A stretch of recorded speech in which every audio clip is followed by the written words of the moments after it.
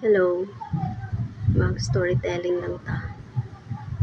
Alam kong naririnig niyo ang nangyayari dito sa northern part ng Cebu. Yes, nandito po ako sa Medellin, Cebu. Isa sa lugar na nagkakaroon ng earthquakes. 6.9 magnitude. Sa mga oras na yon, mga losis, ako, nasa work po ako. Kakaumpisa pa lang ng shift namin. And then biglang yumanik, nagsisipagalawan yung computer, yung ilaw, yung table, yung upuan, nagsisipagalawan. Kaya sa sobrang takot po ng lahat is nagsisipagtakbuhan po sila palabas. Habang ako naman is nakaupo lang, sabi ko sa kanila, huwag kayong gumalaw, huwag kayong magsipagtakbuhan. Pero hindi talaga. Nagsipagtakbuhan talaga sila palabas. And yung pintuan namin is maliit. Kaya doon sila, parang naano sila doon. And then, after, may isa sa amin na, after na niyang nandoon na siya sa hagdanan, after na niyang nakalabas ng pintuan, parang naano pa siya nalaglag, then papunta siya ng kiosk. Parang yung noo niya is na ano doon sa hagdanan ng kiosk.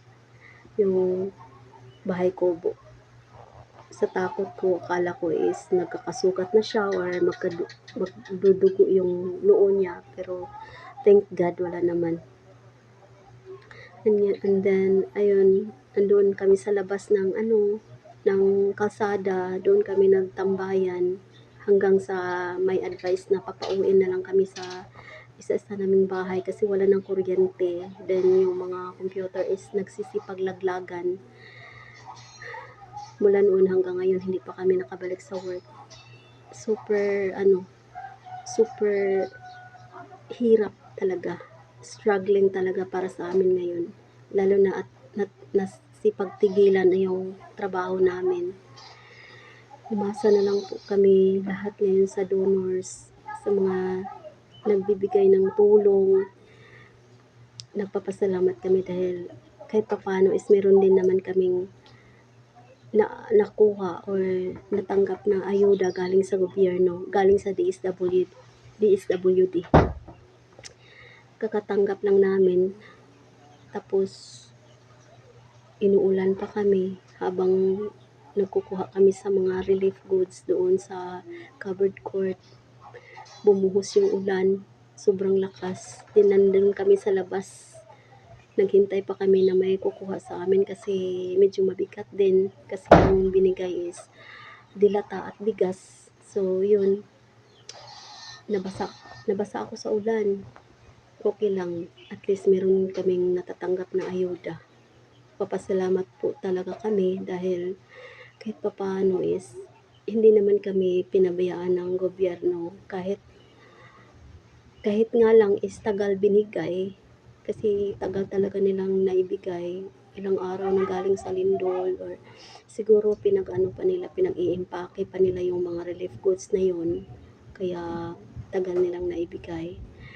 And balita ko is meron pang kasunod nito kasi from DSWD dito yung nandoon sa municipal is wala pa, hindi pa naibigay.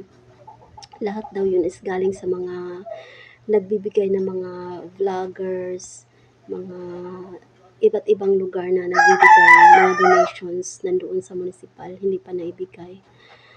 At sana naman maibigay na rin po. Kasi yun lang din yung mga inaasahan ng mga tao ngayon.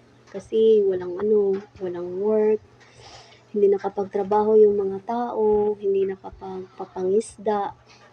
Iyan, nahihirapan. Kaya sana naman maibigay na rin yun.